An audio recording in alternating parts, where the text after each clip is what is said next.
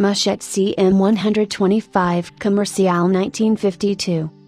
It is difficult to imagine, from our present perspective, how different the post-war years were in France.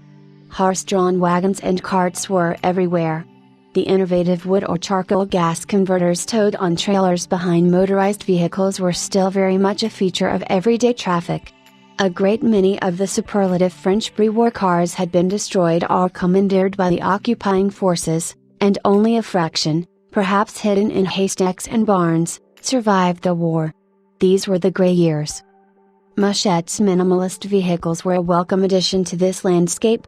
First to enter the scene was the motorized pedal car, the Type H, which became the all-metal Type K. This evolved into the classic Mochet Roadster, the CM 125. But the pleasantly antiquated lines of the popular model needed updating in order to compete.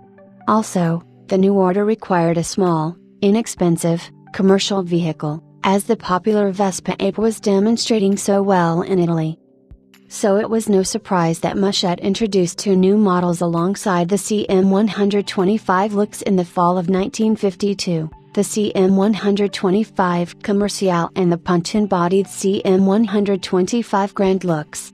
The Commerciale was a longer, slightly more heavy-duty version of the CM 125 Lux. The body was lengthened by 6 inches, giving slightly more overhang at the rear. The sides of the rear compartment were brought up to a level higher than the dashboard, and a light frame of tubing was welded over the load space, which was covered by the canvas top cover. The extra structure made the camionette 4 inches higher than the Lux. An opening canvas flap at the rear could be rolled up to provide access, and the metal rear panel could be removed by undoing 2 bolts. The additional bodywork raised the weight from 365 to 400 pounds, still a very light vehicle indeed, and yet it could carry 330 pounds of goods, as well as 2 passengers. Tires were fatter, changed from 450 by 56 to 550 by 85.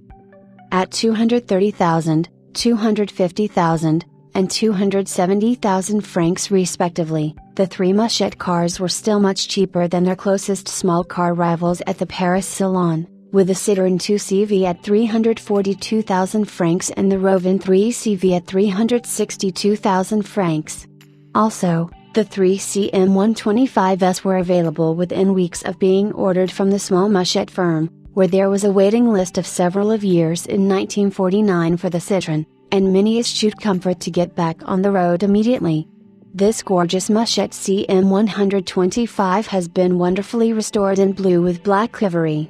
The quality of its fit and finish, down to the smallest detail, is simply second to none.